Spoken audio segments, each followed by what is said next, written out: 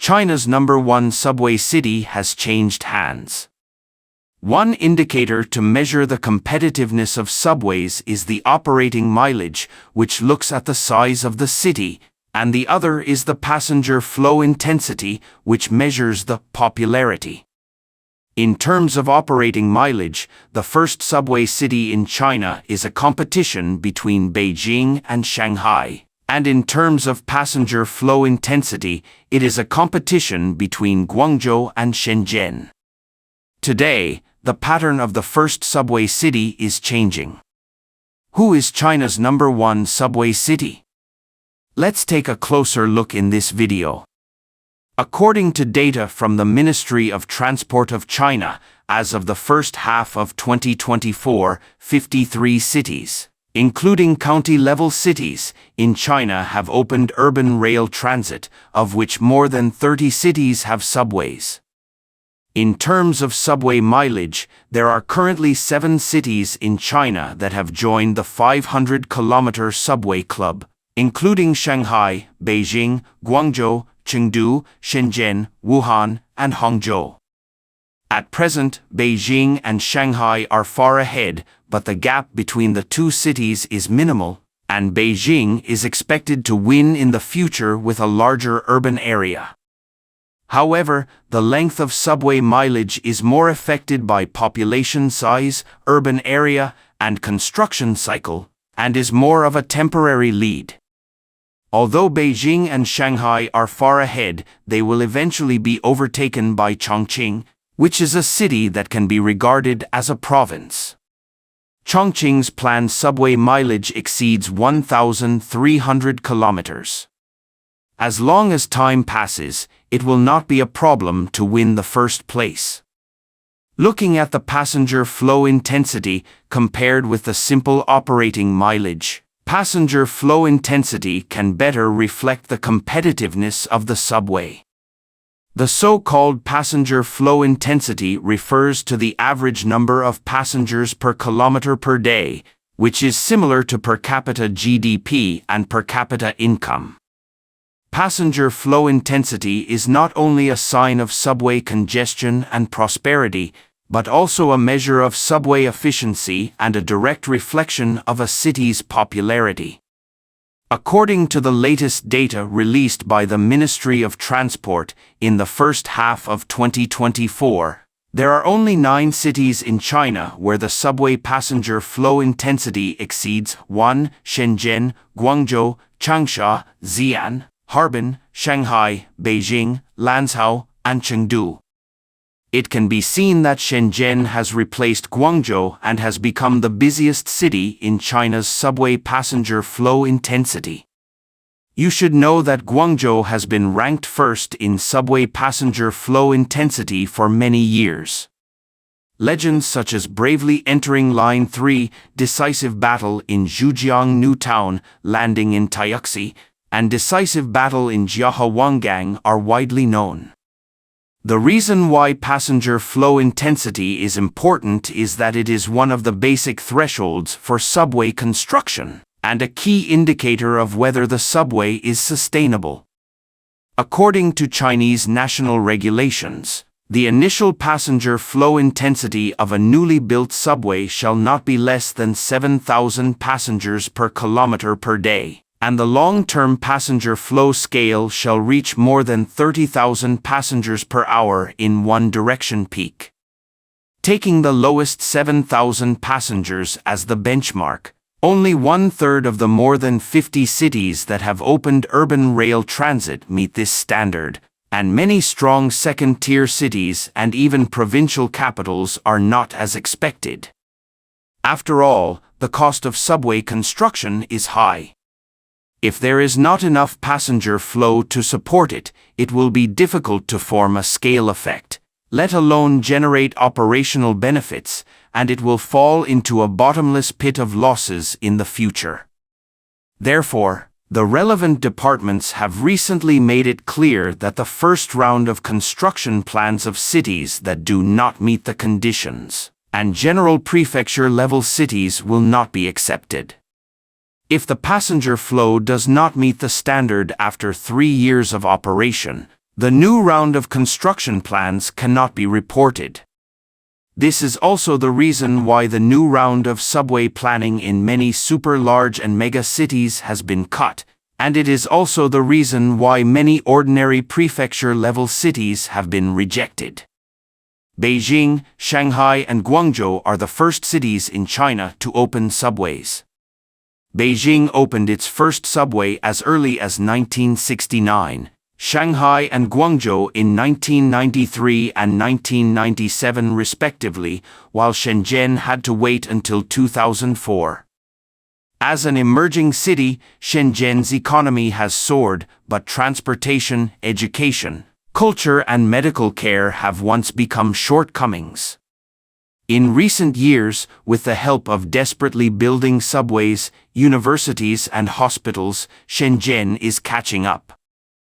Since the beginning of this year, the daily passenger flow of Shenzhen Metro has exceeded 10 million people many times, making it the fourth city in the country with 10 million level subway passenger flow, and it is in the first echelon with Beijing, Shanghai and Guangzhou. Shenzhen Metro has an operating mileage of only 567 kilometers, and the average passenger flow intensity is higher. In the first half of this year, it exceeded 14,000 people/kilometer day, ranking first in the country. First, as a super-large city, Shenzhen has a smaller urban area, a higher population density, and a stronger line density, which makes it easier to play the scale effect of the subway network. Some cities are shrinking, while some are still influx of population, such as Beijing, Shanghai, Guangzhou and Shenzhen. Data shows that Shenzhen's permanent population in 2023 will reach 17.79 million, almost all of which are within the urban area, while its geographical area is only 1,997 square kilometers, less than one-third of Guangzhou and Shanghai, and only one-eighth of Beijing. In terms of population density, Shenzhen has 8,900 people per square kilometer, more than 3 times that of Guangzhou and more than 8 times that of Hangzhou. Second, Shenzhen is desperately building subways, and the concentration is in the central urban area, which can drive the increase in passenger flow. From 2019 to date, Shenzhen's new subway mileage has exceeded 250 kilometers, second only to Hangzhou, which has the economic bonus of the Asian Games. Most of these new subways pass through the central urban area. Guangzhou has also built a lot of subways in recent years, but most of them are located in the suburbs, and the passenger flow effect is not as good as the central line. In addition, the rise of multiple commercial centers in the outer areas has diluted the overall passenger flow intensity, thus being overtaken by Shenzhen. Third, the intensity of subway passenger flow is a reflection of the popularity of the city, and also a reflection of the vitality of the city. Since last year, Shenzhen's economic performance has been extremely impressive. It has surpassed Shanghai to become China's first industrial city and the first foreign trade city. Its GDP has repeatedly led first-tier cities, driving more migrant populations to return. Although the permanent populations of Guangzhou and Shenzhen are less than 20 million, if short-term passenger flows such as visiting relatives, business trips, and travel are included, the real-time populations of the two cities are both above 24 million, which is not inferior to Beijing and Shanghai. Fourth, the Greater Bay Area is becoming a city. With the two-way breakthroughs in hard and soft connectivity, a large number of passengers from Hong Kong and the west bank of the Pearl River estuary have poured in, bringing higher popularity to Shenzhen. Some time ago, the highly anticipated Shenzhen-Zhongshan Channel was opened, crossing the Lingdingyang, connecting the east and west banks of the Pearl River estuary and Shenzhen's sphere of influence, was expanded to the vast west bank of the Pearl River estuary. The Shenzhen-Zhongshan Channel encountered a major traffic jam on the first day of its opening, and the total traffic volume in the first week of its opening exceeded 720,000 vehicles, with an average daily traffic volume of more than 100,000 vehicles, far exceeding expectations. At the same time, since last year, Hong Kong people have become a trend of going north, and Shenzhen has suddenly flooded with countless Hong Kong passengers with stronger consumption power, which has undoubtedly also driven the increase in subway passenger flow.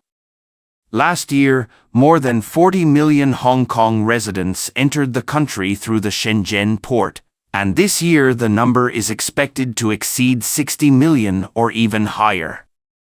The subway passenger flow has soared, and the passenger flow intensity has surpassed Beijing, Shanghai, and Guangzhou, which is a natural thing. Since last year, cities such as Changsha, Xi'an, and Harbin have been at the top of the subway passenger flow intensity list, becoming a long-lasting hot topic. One reason is that these cities have a large population, but the subway construction is slow, and the subway mileage is not commensurate with the population size, resulting in passenger flow concentrated on the only subway lines. Changsha and Xi'an are both large cities with a population of tens of millions, and Harbin has a permanent population of more than 9 million. The demand for subway travel is extremely large, but the number of subway lines is significantly less than that of cities of the same level. This is especially true for Harbin and Lanzhou. Harbin has only 3 subways with an operating mileage of only 82 kilometers, while Lanzhou has only 2 subways, and the existing subways are difficult to meet the demand. Unfortunately, Harbin's new subway plan was returned, not because of the passenger flow intensity, but because of the debt ratio. Another reason that cannot be ignored is that these cities are all major cultural and tourism cities, and they all have the genes of internet celebrity cities. There are many tourists, and some popular check-in spots are crowded. Data shows that Xi'an and Changsha received 278 million and 195 million tourists, respectively last year, and this year the number of tourists hit a new record high. Just like the Shenzhen Metro has passenger flow from Hong Kong, Dongguan and Zhongshan, the passenger flow of Xi'an and Changsha Metro is also supported by tourists from all over the country. Unlike many provincial capitals that are dominated by commuter traffic, internet celebrity cities have both huge commuter traffic and a large number of tourist traffic. The combination of the two has led to a surge in passenger flow intensity. However, it can be expected that with the acceleration of subway construction, once the line is greatly expanded, the passenger flow intensity of these cities may return to normal. If 7,000 passengers/km/day is used as the benchmark, the subways in Nanjing, Qingdao, Tianjin, Suzhou, Zhengzhou, Dalian, Hefei, Ningbo, Fuzhou, Jinan and other places have not yet reached the standard. Some cities may be in the period of large-scale subway construction, with fewer lines opened and not yet connected into a network, making it difficult to form a scale effect. Some cities, based on urban development thinking, give priority to running subways to suburbs tens of kilometers away, and the suburbs are not densely populated, which leads to a temporary low passenger flow. Of course, more cities are due to insufficient population, especially insufficient urban population, and a large number of people are scattered in counties and towns that are difficult to cover by subways.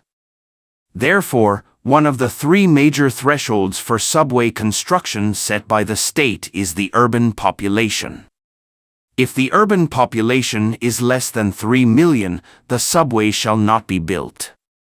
In fact, the reason why many economically strong cities, even trillion-level cities such as Guangzhou and Yantai, have not been able to build subways is that there are many county divisions, the population is too dispersed, and the urban area is too weak, and they have not met the standards. If it is because of the construction cycle or construction rhythm, insufficient passenger flow intensity is not a problem. If it is because of population factors, then subway construction may not be a good business. After all, even the Shenzhen Metro, which has the highest passenger flow intensity, may not be able to make money. Beijing, Shanghai, Guangzhou and Shenzhen all need financial subsidies without exception, let alone ordinary cities.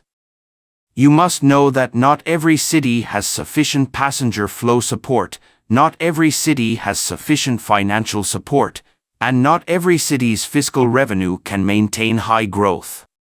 It can be said that under the pressure of debt, subway construction will continue to tighten, and the subway dreams of many cities are really going to be shattered. Thank you for watching. If you enjoyed this video, don't forget to like, comment, and subscribe to our channel for more great content. See you next time.